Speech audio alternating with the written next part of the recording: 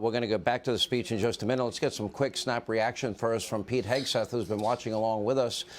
Pete, he went through every issue of success, every issue of failure as it relates to the Biden administration, how this country has changed so dramatically in the last 2 years.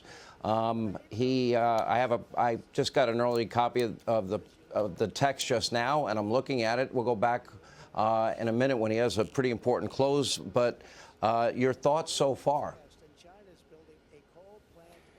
Well, Sean, nothing like the original.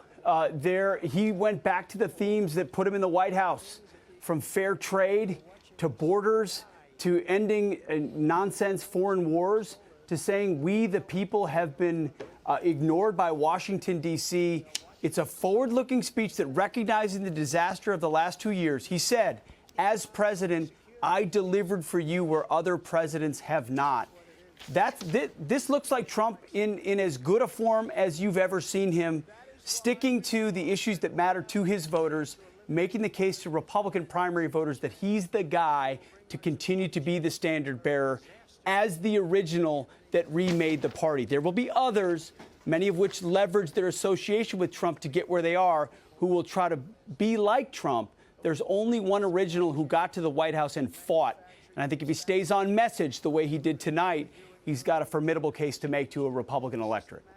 Governor Huckabee, we will lift up the working men and women. We will restore the fabric of this great nation.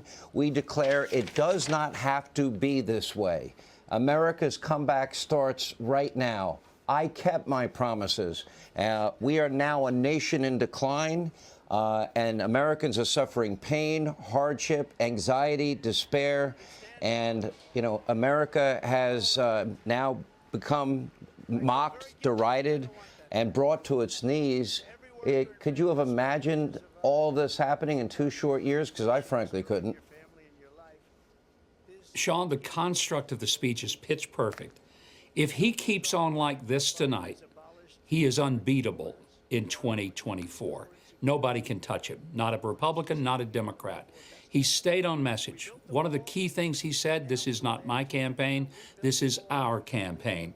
He has made it about the American people. He's reminded them that the reason they voted for him once and most of us twice was because he was fighting for us.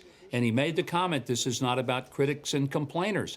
He's looking forward. I'm telling you, this was an absolutely brilliant speech, the best I've heard him give in a long time. And he stays on this message. I agree with Pete.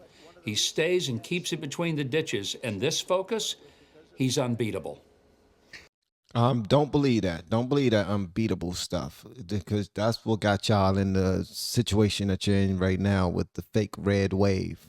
All right. Don't believe that unbeatable stuff. He need to also have a message that reached these young people. Gen Z voted more than they voted in a long time.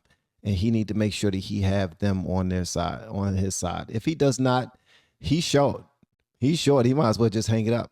And as a matter of fact, not only is he short, but Republicans are short, because you will lose, and you will lose bigly, as he once said, if he don't find a way to reach these young people. I'm listening to this right now because my wife told me that that Trump announced that he was going to run again, and I really want to hear this from a syndicate that will allow it to be played out without having to attack his character and whatnot. I do plan on checking out those other platforms that might attack his character, but I think it's necessary to hear all sides of everything so that I can understand how they're looking at it all. What scope are they looking at it from? You know, I think you might be able to make the case, Pete Hegseth, you know, all of his policies, and he went through a list of all of them, and he talked about inflation non-existent. He talked about secure borders.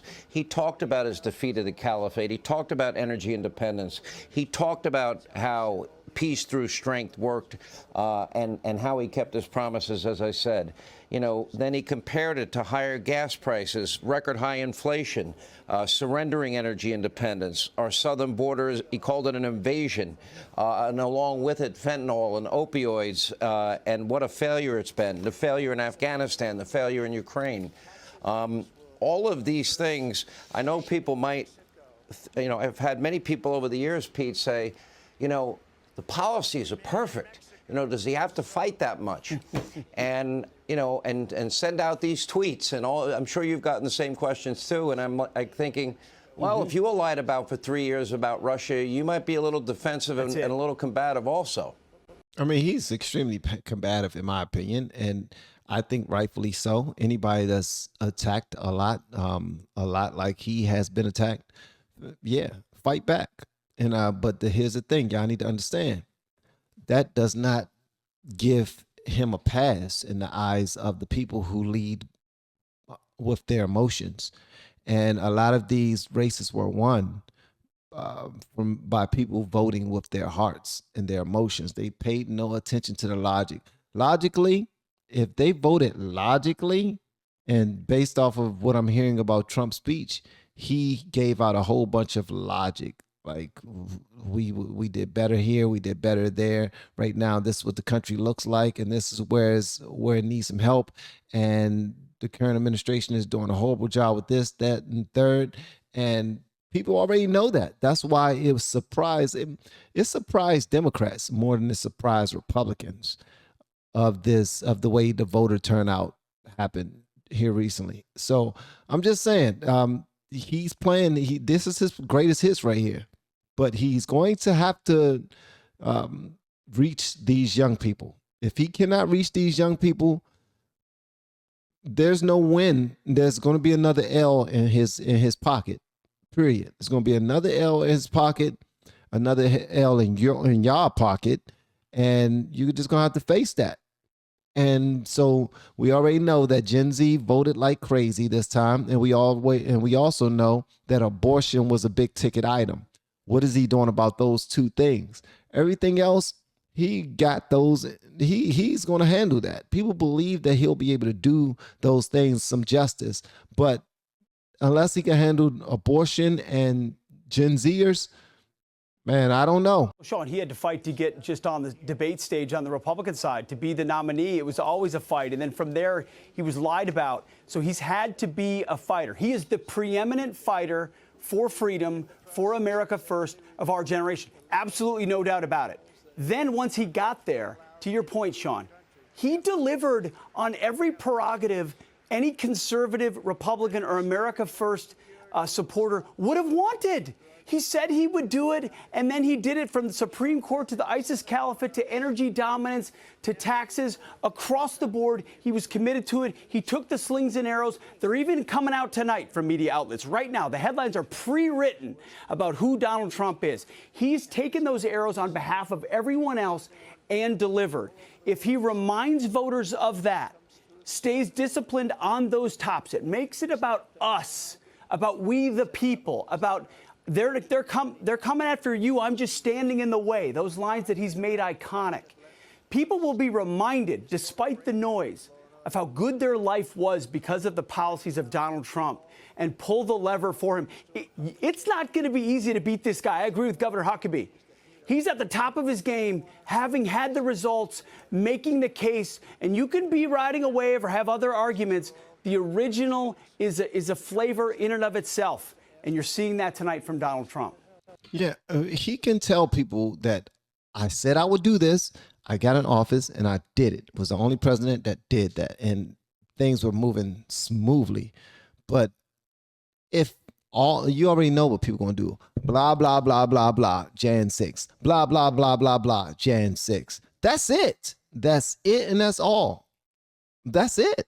People are childish, man. They're not going to focus on what will actually make the country better. They're going to focus on, man, how did you get back in the door? Were you supposed to be, we didn't do away with you yet. Huh?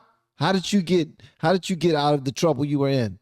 Oh, you must be crooked. See, that's how people are, man. They real ridiculous when it comes to that type of stuff.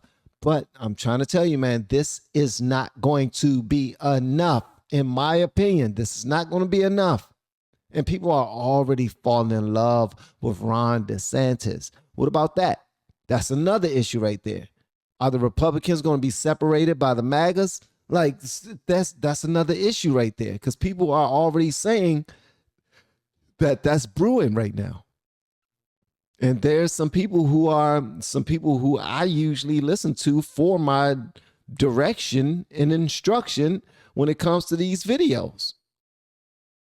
And I'm not going to say their names again because I've said their names more than a few times on a couple of other videos, but they are now, saying that this is why we lose. This is not a good look. So y'all, please tell me, what am I missing when it comes to this right here? Because it's good to see that he's back out there and it's exciting, and hopefully this does something to the party and everything. But at the end of the day, are y'all just about excitement? Because I think you all were really excited when it came to a potential red wave, but you all saw how that went. What is he doing? What is he saying that's going to attract those who were the loudest during midterms? That's what needs, and then we cannot talk about this without discussing the elephant in the room. Out Florida. So something's got to give. And I don't think Ron is going to run with him as a VP, especially not if he's throwing any daggers at him. So I'm hearing that there might be some drama on that side, but there's some work to do. If this is what he's considering doing, there's definitely some work to do. Let me bring in Congressman Jim Jordan and Monica Crowley. Jim, you've always been a champion, a big supporter of Donald Trump. When you look at this Donald Trump tonight, a very serious, very powerful speech. This is Donald Trump, and it's game time for him. Yeah, you're exactly right. I think Pete and the governor had it exactly right. This is our campaign. That is the key line, Sean. Sean, I think of the great coaches. The great coaches are the ones where their athletes know that coach puts their athletes' interests first. That is exactly what President Trump has done for the American people. When you've been to these rallies, these huge rallies, and President Trump has a great line. He says, "The left comes after me because I'm fighting for you." His audience knows that. His supporters know that. There is a bond. There is a relationship that forms. And so that very first line, which is America's comeback starts today, that is what this is about. And that is why so many people are attracted to this guy and how he fights for this country, because they know he puts their interests first, their family's interests first, and America's interests first. And that is what matters more than anything, especially now with what we've seen from Joe Biden and the left. And by the way, what an appropriate day. Congratulations, Jim Jordan. You are now officially going to be investigating a lot of things that have gone under the radar for the last number of years. Looking time for all of that. Monica Crowley, let's get your thoughts before we go back to the president. Yeah, isn't it remarkable, Sean and Jim, that on the same night President Trump files and announces for president, the Republicans secured the majority in the House of Representatives. Yeah. So, look, President Trump has taken a severe pounding over the last 7 years. I've never seen anything like it. It is a miracle that the man is still standing. And he's certainly taken a pounding over the last week or so after the midterms. But this man has always put the forgotten man and woman first. When he said that line tonight about this is not my campaign, this is our campaign altogether, it reminded me back in 2016 when Mrs. Clinton had a slogan that said, "I'm with her," and Trump turned around and said, "I'm with you." And that kind of fighting spirit for the American people, and it's not just a campaign promise anymore. He has a long track record of being president, actually delivering for the forgotten man and woman. That's the kind of thing he is resurrecting tonight. He has turned the page on 2020.